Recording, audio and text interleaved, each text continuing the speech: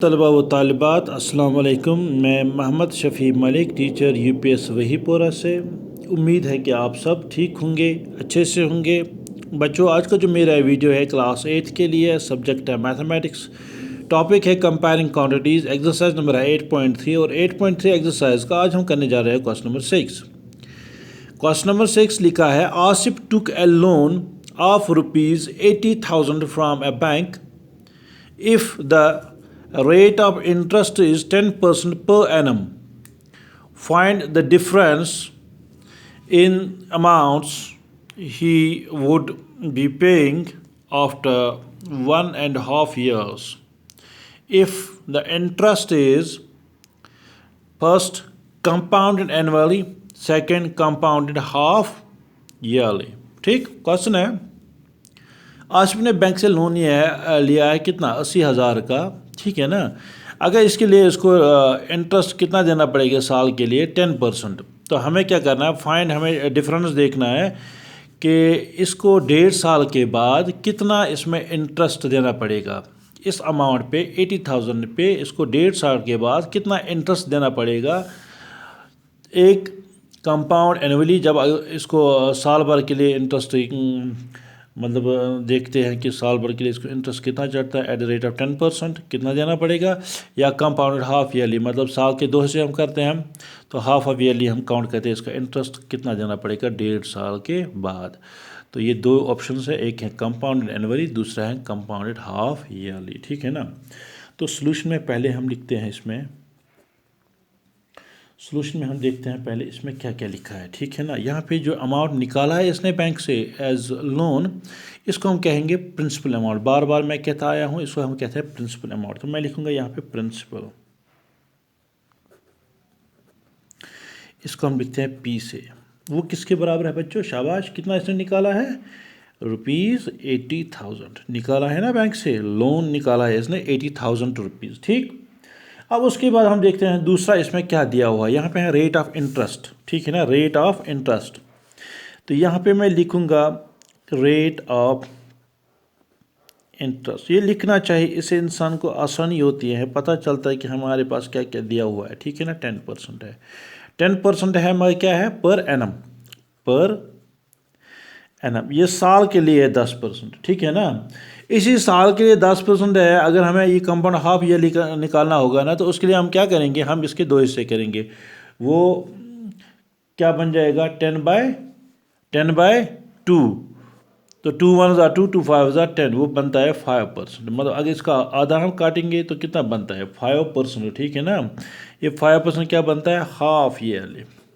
आधे साल के लिए कितना बनता है, 5%। ठीक, क्या बनता है, 5% आधे साल के लिए। ठीक, या रेट ऑफ इंटरेस्ट।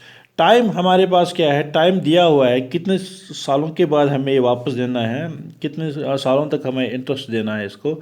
तो वो है 1.5 ईयर्स, 1.5 साल। तो ये 1.5 साल जो है ये पर एनम के हिसाब से हैं। अगर हम देखेंगे हाफ ईयरली के हिसाब से, वो क्या बनेगा, 1.5 साल। उसमें कितने हाफ ईयर्स आएंगे, एक साल में कितने हाफ ईयर आते हैं, 2। क्योंकि 1 ईयर इक्वल 12 मंथ्स, 12 मंथ्स को अगर हम आधा करेंगे वो 6 मंथ्स का एक हाफ ईयर बनता है, 6 मंथ्स का दूसरा हाफ ईयर बनता है। और ये है 1.5 ईयर, मतलब 1.5 साल है। इसमें कितने हाफ ईयर्स बनेंगे, 3 हाफ ईयर्स, 3 हाफ ईयर्स। ठीक है ना।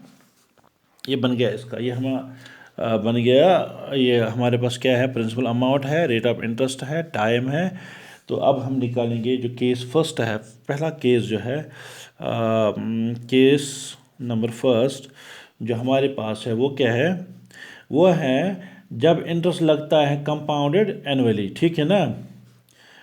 क्या लिखेंगे हम, इंटरेस्ट कंपाउंडेड एनुअली। ठीक है ना। पहले इसके लिए हम निकालते हैं जो पार्ट फर्स्ट है, ये इंटरेस्ट कंपाउंड एनुअली के लिए हम क्या करेंगे। ठीक, तो हमारे पास फार्मूला है अमाउंट, जिसको हम लिखते हैं ए से। ये किसके बराबर होता है, प्रिंसिपल जिसको हम पी से लिखते हैं, इनटू फार्मूला याद होनी चाहिए आपको, 1 प्लस आर क्या हुआ, rate of interest divide by 100 whole raise power T. ठीक, ये फार्मूला है। ठीक, तो अमाउंट ए, इसके बदले में लिखूँगा ए, इसके बदले में लिखूँगा क्या, P into 1 plus R by 100 T, इस शॉर्ट फॉर्म में लिखा। और ए कितना है, अमाउंट कितना है हमारे पास, अमाउंट हमारे पास नहीं है, हमें क्या निकालना है, अमाउंट हम निकालेंगे यहाँ पे अमाउंट फॉर 1 ईयर। पहले क्या निकालेंगे, amount for 1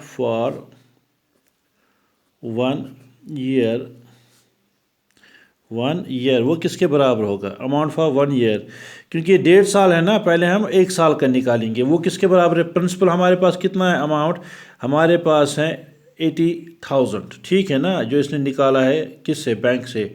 1 plus rate of interest कितना है बच्चों इसमें, वह है 10%, क्योंकि एनुअली है ना, कंपाउंडेड एनुअली। ठीक है ना, 10% डिवाइडेड बाय 100, ऊपर क्या करेंगे हम, ऊपर लिखेंगे 1, क्योंकि हमने क्या निकाला ये पहले, अमाउंट फॉर 1 ईयर। ठीक है ना, आधा साल जो है उसका अभी नहीं निकालेंगे। ठीक, तो वो किसके बराबर आएगा बच्चों, देखो यहाँ पे 0 है, यहाँ पे 0 है, 0 0 कैंसिल, तो यहाँ क्या बचा, यहाँ पे लिखेंगे 80,000 into 1 plus 1 by 10 raise power 1 equal 80,000।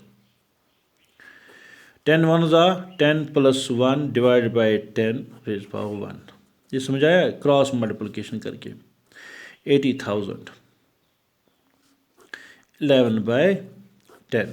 यहाँ एक 0 है, यहाँ एक 0 है, ये एक 0 और एक 0 कैंसिल करते हैं। ठीक है ना, ये एक 0 और एक 0 कैंसिल करते हैं। अब कितना बचा यहाँ पे, कितने 0, 1 2 3 1 2 3, 8 1 8, 8 1 8, वो कितना आया रुपीज़ 88,000। ठीक, ये बन गया अमाउंट कितने साल के लिए, 1 ईयर के लिए, अमाउंट फॉर 1 ईयर। एक साल का कितना निकला हमें, 88,000। ठीक है ना, अब रह गया हाफ ईयर। ठीक है ना, फिर हम लिखेंगे हाफ ईयर के लिए हम क्या लगाएंगे, उसके लिए हम निकालेंगे सिंपल इंटरेस्ट। ठीक है ना, हम लिखेंगे simple interest for half year, क्योंकि एक साल के लिए निकाला हम, अब आधे साल के लिए निकालेंगे हम। सिंपल इंटरेस्ट कितना निकलता है इसका, वो है SI, simple interest is equal, इसमें फार्मूला है P into T divide by 100। ठीक, P कितना है, 88,000 बन गया ना। यहाँ पे प्रिंसिपल अमाउंट क्या बना, अब जब साल गुजर जाता है तो इसका प्रिंसिपल अमाउंट कितना बनता है, वो बनता है 88,000। ठीक है ना, पहले कितना था 80,000, साल गुजरने के बाद कितना बना 88,000, क्योंकि इस पर इंटरेस्ट चढ़ा ना 10%। ठीक है ना, अब हम देखते हैं आधे साल के लिए कितना चढ़ेगा इस पर। ठीक है ना, उसके लिए हम निकालेंगे सिंपल इंटरेस्ट। तो सिंपल इंटरेस्ट के लिए फार्मूला है P into R into T divide by 100। 88,000 है P इंटू R कितना था, शाबा R है 10%, इंटू टाइम कितना है 1/2, डिवाइड क्या करना है 100 के साथ, वो किसके बराबर आएगा 88,000 इंटू 10 इंटू 1/2 इंटू 1/100। ये समझ आया कैसे मैंने किया 1/100, क्योंकि ये जो 100 है ये इसका रेसिप्रोकल बनेगा। ठीक है ना, रेसिप्रोकल का मतलब है ये उल्टा हो जाएगा, ऊपर 1 नीचे 100। यहाँ पे देखेंगे हम, यहाँ पे इसका एक 0 काटते हैं, इस 10 का एक 0 काटते हैं, हो गया ना 10 ख़त्म। यहाँ पे इसका एक और 0 काटते हैं, इसका 0 काटते हैं, हो गया ना दोनों 0 ख़त्म। नीचे क्या बचा अब 2, यहाँ पे 1, ये 1/1 हो गया 1 नहीं। ठीक, तो यहाँ पे 2 है, 2 को काटेंगे, 2 1 2, 2 4 8, 2 4 8, 2 0 0, 2 0 0, तो कितना बचा यहाँ पे बच्चों, यहाँ पे बचा 4400, 4400। यहाँ पे 1 है, यहाँ पे 1 है। अगर 4400 को 1 और 1 के साथ मल्टीप्लाई करेंगे वो बन जाएगा यही ₹4400। ठीक है ना। ये कितने टाइम के लिए? ये आधे साल के लिए हमें निकला। क्या निकला आधे साल के लिए बच्चों? 4400। ठीक, ओके, 4400 हमें निकला आधे साल के लिए, सिंपल इंटरेस्ट। अब हम देखेंगे therefore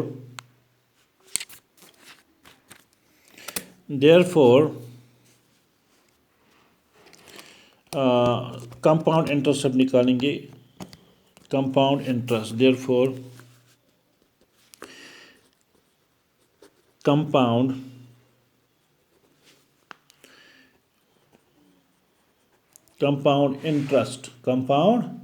interest for 1.5 year, 1.5 year on given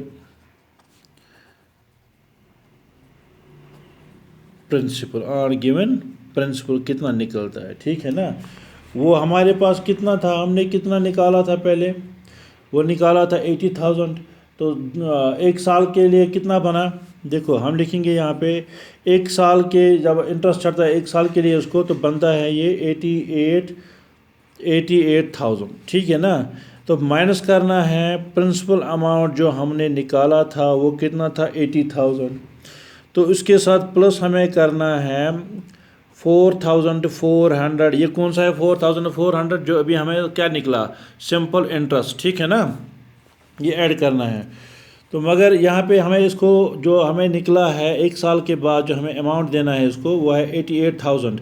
88,000 को माइनस करना 80,000, वहाँ पे कितने रुपीज़ बचे?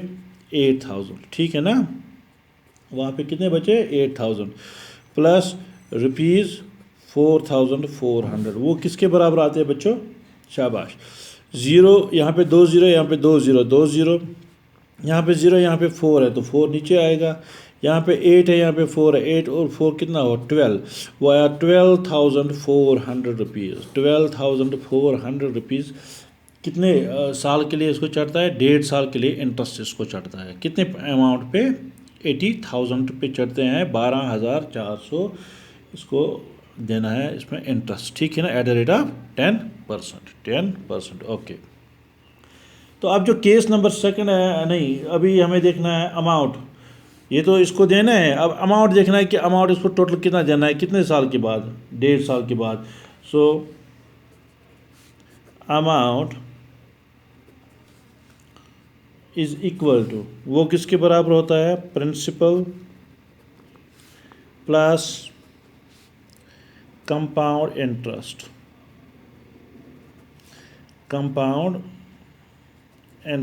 प्रिंसिपल कितना था वहाँ पे? शाबाश, कितना लिया था? Implies that amount is equal to principal था 80,000 हमने लिया था बैंक से लोन इसने। ठीक है ना। प्लस कंपाउंड इंटरेस्ट कितना चढ़ता है इस पर? 12,400। तो टोटल कितना बना अब इन दोनों को ऐड करके? यहाँ पे 2 ज़ीरो, यहाँ पे 2 ज़ीरो, पहले 2 ज़ीरो लिखते हैं। यहाँ पे 0, यहाँ 4 है, 4 आएगा नीचे। यहाँ पे 0, यहाँ पे 2 है, 2 आएगा नीचे। यहाँ पे 8 है, यहाँ पे 1 है, 8 + 1 कितना हुआ? 9। तो वो कितना इसको देना पड़ेगा 1.5 साल के बाद? 92,400। तो 80,000 इसने लिया था और वापस कितने भरने हैं उसको? 92,400 रुपीज़। ठीक है ना। अब केस नंबर सेकंड जो है, वो है जब हम कैलकुलेट करते हैं इंटरेस्ट को किस पे?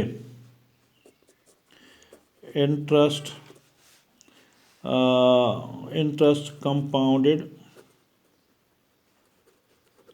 Half yearly.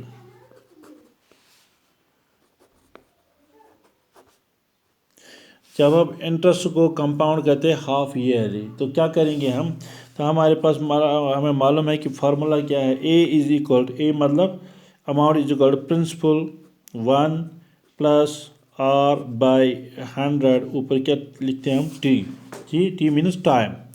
तो वो अमाउंट जो है किसके बराबर निकलेगा? प्रिंसिपल कितना था? 80,000 रुपीज़। ठीक है ना। 1 + R कितना था? शाबाश। यहाँ पे 5 है क्योंकि कंपाउंड हाफ ईयरली है। डिवाइड करना है 100। ऊपर क्या लिखना है 3 क्यों लिखना है? क्योंकि हमें एक साल में 2 आते हैं और आधा साल, तो कितना हुआ? तो 1.5 साल में कितने हाफ ईयर्स आएंगे? 3 हाफ ईयर्स, ठीक है ना। ए इज़ इक्वल टू, शाबाश। क्या करेंगे हम?